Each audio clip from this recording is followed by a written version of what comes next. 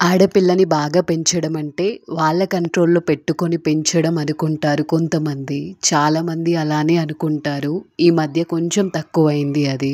ఆడపిల్లని కంట్రోల్‌లో పెట్టి పెంచితే దాని ప్రభావం తనపై చాలా ఉంటుంది. పెళ్ళయిన తర్వాత ఎక్కడైనా దాని ప్రభావం అలానే ఉంటుంది తన పైన. అండి వీడియో సబ్స్క్రైబ్ చేయండి, కామెంట్ చేయండి. ఇప్పుడు పేరెంట్స్ అందరూ కూడా అబ్బాయిలతో ఈక్వల్‌గా అమ్మాయిని పెంచాలి అనుకుంటున్నారు. దానికి చాలా హ్యాపీగా ఉంటుంది నాకు. ఇప్పుడున్న పరిస్థితుల వల్ల అలా పెంచుతున్నారు కానీ, ఇంతకుముందు అమ్మాయిల్ని చాలా కంట్రోల్ చేసేవాళ్ళు. ప్రతిదానికి కంట్రోల్ చేస్తూ అమ్మాయి గట్టిగా మాట్లాడితే తప్పు, డాన్స్ చేస్తే తప్పు, ఆర్గ్యుమెంట్ చేస్తే తప్పు, తనని తను డిఫెన్స్ చేసుకుంటే తప్పు, అలా పెంచేవాళ్ళు. ఇంకా తనకేం కావాలో తను తెలుసుకోకుండా వాళ్ళే డిసైడ్ చేస్తూ, తనకేం కావాలో వాళ్ళే సెలెక్ట్ చేస్తూ, తనకు నచ్చినవి ఏం ఉండవేమో, తనకి ఇష్టాలు ఉండవేమో అన్నట్లుగా ఉండేదప్పుడు. దీనివల్ల అప్పుడేం కాకపోవచ్చు కానీ తను పెద్ద అయిన తర్వాత చాలా ప్రాబ్లం అవుతుంది దీనివల్ల. ఇలా పెరిగే అమ్మాయిలు చాలా ఇంట్రోవర్ట్‌గా ఉంటారు. దానికి ఎగ్జాంపుల్ నేను ఐబ్రోస్ చేయించుకోవడానికి వెళ్తే అక్కడ ఇలా చేసినా ఓకే అని కూర్చుంటా. ఇప్పుడు ఇద్దరు పిల్లలు పర్లేదు బాగానే ఉన్నా కానీ, ఇంతకు ముందైతే కొంచెం సైజ్ సన్నగా చేయి, కొంచెం పెద్దగా చేయి, ఐబ్రో లెంత్ తగ్గించు, ఇలా చెప్పడానికి కూడా చాలా ఇబ్బంది పడేదాన్ని. ఇది కూడా ప్రాబ్లమేనా అనుకుంటారేమో. ఎస్, ఇది కూడా ప్రాబ్లమే. ఇలా చెప్పలేకపోవడం వల్ల అప్పుడు మొహమాటం అనుకునే వాళ్ళేమో ఇప్పుడైతే అంతగా నాలెడ్జ్ లేదు అనుకుంటున్నారు. నాకు బట్టలు కొనడానికి వెళ్తే ఎంత టైం తీసుకుంటానో నాకే తెలుసు. కొన్నిసార్లు అయితే ఒక గంటలు షాపింగ్ చేసి ఏం తీసుకోవాలో తెలియక, అలా బేరం ఎలా ఆడాలో తెలియక ఎన్నోసార్లు మళ్ళీ తిరిగి వచ్చాను. నాకు పెళ్ళై 5 years అయింది. దానికి ముందు నేను ఎప్పుడు కూడా షాపింగ్ చేసి నాకు నచ్చినవేవో నేను సెలెక్ట్ చేసుకొని కొనిందే లేదు. ఎప్పుడు మా అమ్మ మీదే డిపెండ్ అయ్యాను. నాకు పిల్లలు పుట్టిన తర్వాత షాపింగ్ చేయడానికి వాళ్ళ కోసం ఇంత టెన్షన్ పడతా, నేను ఇంత కన్ఫ్యూజ్ అవుతాను. ఇవన్నీ కూడా ప్రాబ్లమ్సా అనుకునే వాళ్ళు కూడా ఉంటారు.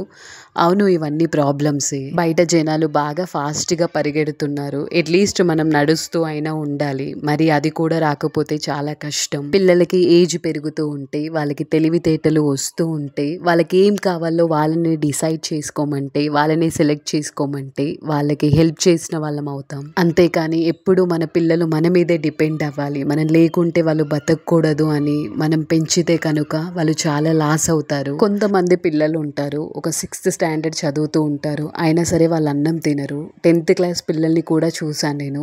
వాళ్ళు అమ్మ కలిపితేనే అన్నం తింటారు. వాళ్ళపైన అంత డిపెండ్ అయ్యేలా చేసుకుంటారు పేరెంట్స్ వాళ్ళని. అమ్మ తినిపిస్తే చాలా బాగుంటుంది, అప్పుడప్పుడు తినిపిస్తే ప్రేమగా ఉంటుంది, బాగుంటుంది. కానీ అది అలవాటుగా మారితే అస్సలు బాగుండదు. నాకు ఒక 1.5 year పాప ఉంది. తన పక్కనే కూర్చుంటా నేను. తను తింటూ ఉంటే చూస్తూ ఉంటా కానీ ఎక్కువగా నేను తనకి తినిపించను. మా అమ్మ వాళ్ళ ఇంటికి వెళ్ళినప్పుడు మా డాడీ, నీకు పిల్లలకి తినిపించడం కూడా చేత కాదా, వాళ్ళ చేతికిస్తే మొత్తం పారేసుకొని ఏం తింటారు అని తిడుతూనే ఉంటాడు. అయినా సరే నేను తినిపించను. మా పాపే తినాలి, తనంతట తనే తినాలి అనుకుంటా. తనకి ఇప్పటి నుండే అర్థం కావాలి, ఇప్పటి నుండే అలవాటు కావాలి. ఇంకా డబ్బుల విషయంలో కూడా ఆడపిల్లకి డబ్బుల గురించి ఎందుకు, ఇవన్నీ ఆడపిల్లకి దూరంగా పెట్టాలి, డబ్బుల గురించి అవసరం లేదు చెప్పడం అనుకుంటారు పేరెంట్స్ అందరూ కూడా. కొంతమంది ఉంటారు. నాకు పెళ్లి కాకముందు మా డాడీకి ఎంత శాలరీ వస్తుందో కూడా నాకు తెలీదు. ఏవైనా నాకు అవసరం ఉంటే మా డాడీని డబ్బులు అడిగి తీసుకోవడం, కొనుక్కోవడం, ఇంతవరకే తెలుసు నాకు. ఒకసారి ఆలోచించండి, మీ పిల్లలు ఏదైనా జాబ్ చేస్తే ఈ డబ్బుల గురించి ఏం తెలియకపోతే తనకి ప్రాబ్లం కాదా అక్కడ? సరే, తన జాబ్ ఏం చేయలేదు, పెళ్లి చేసి అత్తగారింటికి పంపించారు. అక్కడ మీ కూతురికి తనకి తను ఏం కావాలో సెలెక్ట్ చేసుకొని షాపింగ్ చేసి కొనే కెపాసిటీ కూడా లేదు.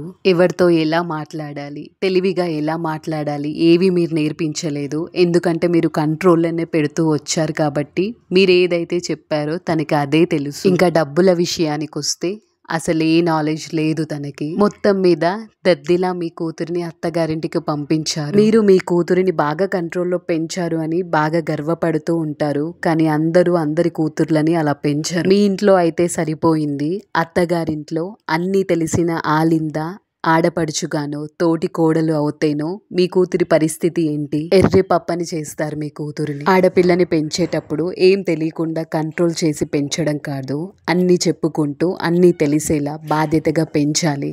అప్పుడే తను అన్ని చోట్ల నెగ్గుకొస్తుంది. మీరు బాగా కంట్రోల్లో పెట్టి పెంచిన మీ కూతురికి మీరు గర్వంగా నా కూతురికి ఏం తెలీదు అని పెళ్లి చేస్తే అక్కడ మీ కూతురిని చూసి తన 60 ఏళ్ల అత్త కూడా నవ్వుతుంది. ఒక్కసారి ఆలోచించండి, 20 ఏళ్ల మీ కూతురుని ఒక 60 ఏళ్ల ముసలావిడ చూసి నవ్విందంటే ఎలా ఉంటుంది మీకు? తన ప్రపంచంలో నుండి బయటికి వచ్చిన తరువాత, ఇవన్నీ చూసిన తరువాత, ఇవన్నీ తెలుసుకుంటూ ఇవన్నీ నేర్చుకుంటున్న ప్రాసెస్ లో తను ఎలా అవుతుందో తెలుసా? తను సడన్ గా అడుస్తూ ఉంటే పిచ్చిదానిలా కనిపిస్తుంది అంటారు, పిచ్చిది అంటారు. తన ముసలి అత్త కూడా తనకి పిచ్చిది అని పేరు పెడుతుంది. అలా తయారు చేస్తారు మీ కూతుర్ని. అన్ని మీరే అనుకొని అన్ని మీ మీదే ఆధారపడుతూ వచ్చిన మీ కూతురు సడన్ గా సపరేట్ గా బ్రతకాలి అంటే చాలా కష్టంగా ఉంటుంది. తనకి ఏం మాట్లాడాలో తెలీదు, ఏది ఎక్కడ తెలివిగా మాట్లాడాలో తెలీదు, ఏ పని తెలివిగా చెయ్యాలో తెలీదు.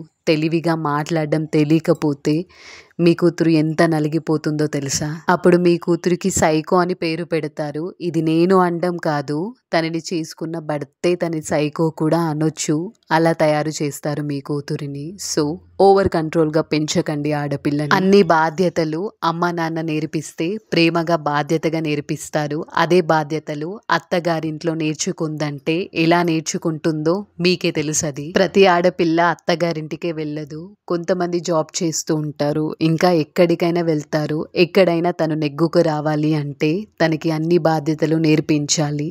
ఎక్కడ కూడా కంట్రోల్ చేయకూడదు. ప్రతి దాంట్లో అబ్బాయికి సమానంగా అమ్మాయిని పెంచితేనే నెగ్గుకొస్తుంది. ఎప్పుడైనా తను గట్టిగా మాట్లాడితే మాట్లాడనివ్వండి, తను గట్టిగా పాట పాడితే ఎంకరేజ్ చేయండి, తనకు నచ్చినట్లు డాన్స్ చేస్తే సపోర్ట్ చేయండి. అంతేగాని పిచ్చి గంతులు, పిచ్చి అరుపులు ఇలాంటివన్నీ పక్కన పెట్టండి. ఇలా ఆపి మీరు తనని కంట్రోల్ చేస్తున్నారు, తనని ముందుకు వెళ్ళనివ్వకుండా, ఏది నేర్చుకోకుండా కంట్రోల్ చేస్తున్నారు అని గుర్తుపెట్టుకోండి.